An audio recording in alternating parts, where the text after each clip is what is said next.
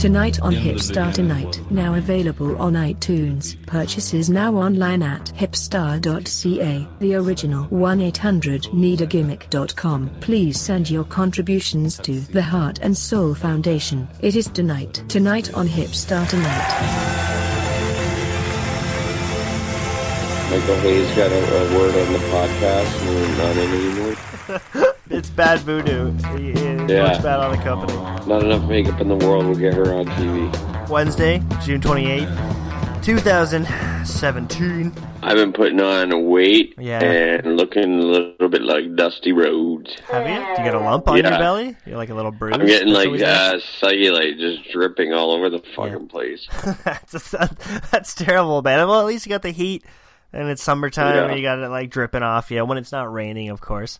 But at least you're sweating it away. It's been a very extensive, busy day for the internet this week, especially last weekend. Sorry we couldn't be there for you, but I mean, like Alberto Del Rio breaking up with Paige. You can see on my website, I got a blog where it's like the proof that he actually sent her tweets breaking up with her. You know, shit like that. Alex Wright's on the social media now. They're all doing it. They're all over it. Yeah, Alex Wright saying Vince Russo didn't want to take any ideas from wrestlers Eric Bischoff debuted. He ruined them. Like, whatever. Say what you want, Alex Wright. If that's what you come out and that's all you got to talk about, oh, no. Easy, Berlin. Easy. Can you imagine your whole career? What? You only made it to WCW? Yeah.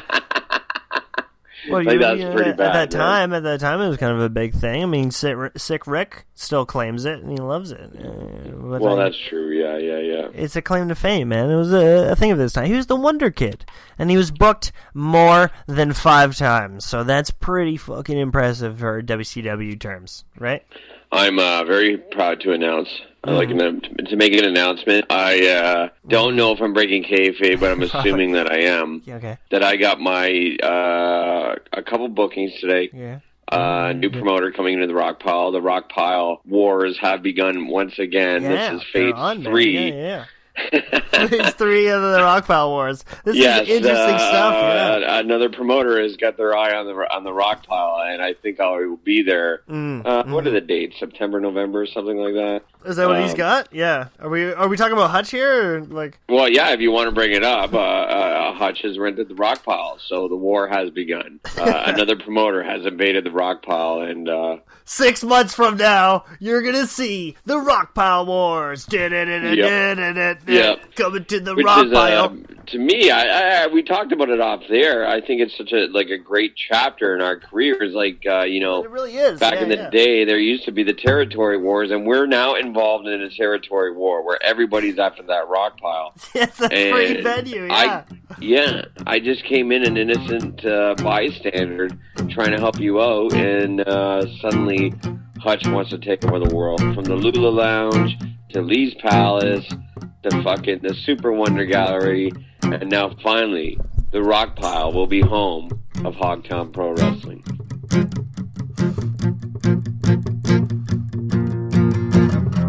Coming for you, I'm coming for you, the Rock Pile, yeah. The territory wars on a Sunday night, yeah. We're gonna fight, it's gonna be so right, we're gonna get done now. Yeah, I'm coming for you, Rock Pile. Tonight. Yeah.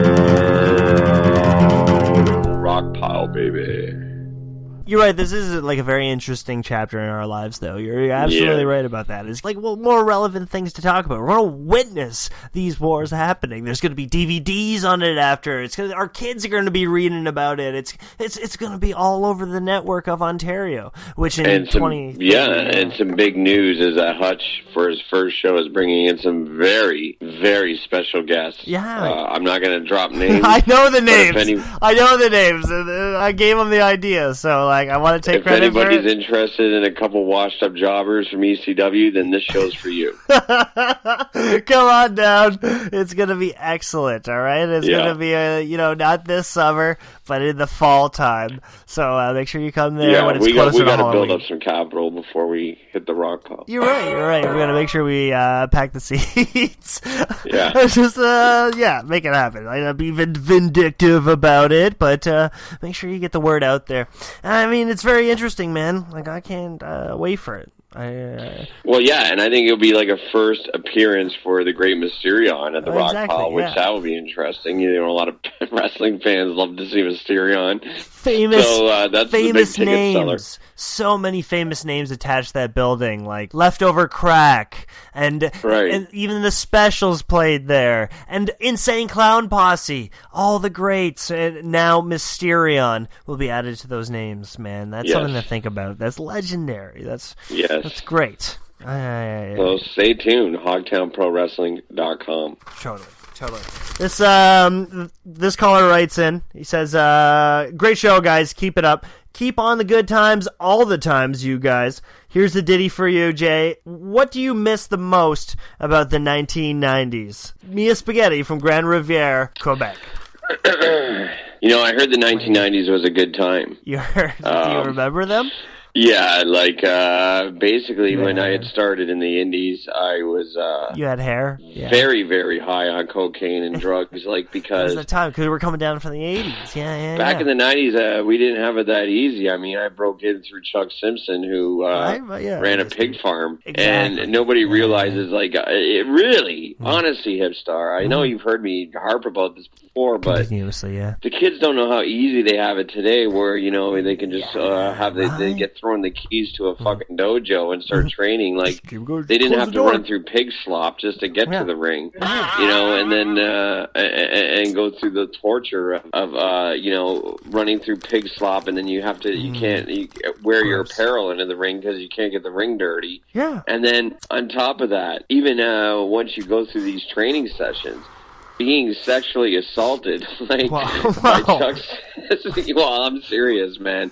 There were some times there that, you know, I don't think that was quite a body slam. You know what I'm saying? It wasn't necessarily frisky, but it was very, very grabby, and he was aggressive about it. I don't know if it was coming from a place of sexuality. I think it was a place of anger and frustration on maybe his kids, and he just wanted to beat me up and put his toes in my eyes, you know, shit like that. Our trainer was very much a drunk, like, and that would come to the ring with they all are, you know, bottles of Jack Daniels. This is how I got my gimmick started. I was like, you know, I thought this is a gimmick, but really he just wanted me to have Jack Daniels near the ring, you know, for himself or when he was blowing up. Yeah, absolutely. So, it took a couple bookings to realize, but yeah, it's true. He did it for himself. He just made sure it was always around. But good on you, Jay. It made you who you are.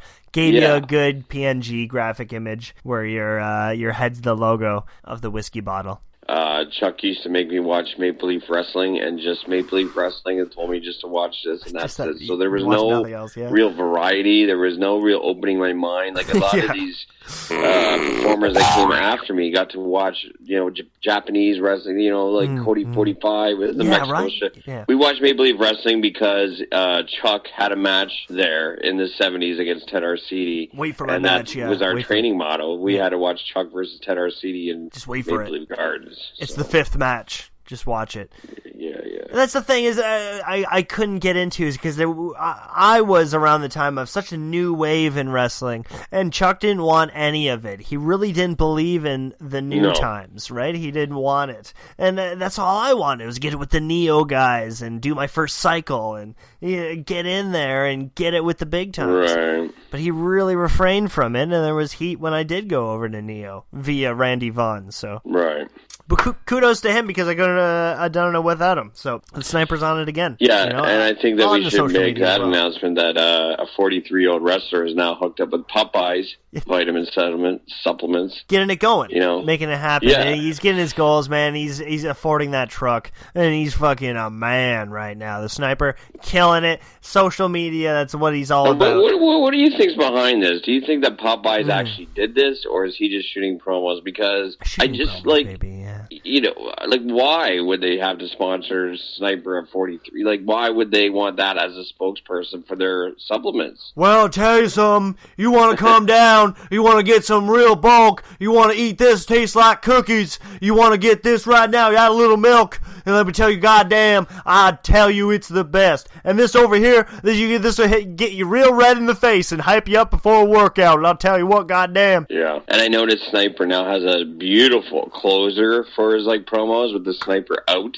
Sniper with the punch. Like, it's just... took him a while to come up with it. He's really come a long way since being trained by Chuck Sims. Like, I think he was the only one out of that camp that actually made it. Yeah, right? Well, the camp, yeah. There wasn't much of the camp. Do you remember Propane? Propane was close, but yeah, his name was Propane. Yeah. So I don't think... Propane. Want to play the game. Propane. Oh, what a gimmick that would have been. Oh, man, good on him. It would have been good, but he... Good on everybody. Yeah, everybody's career is doing good except for ours.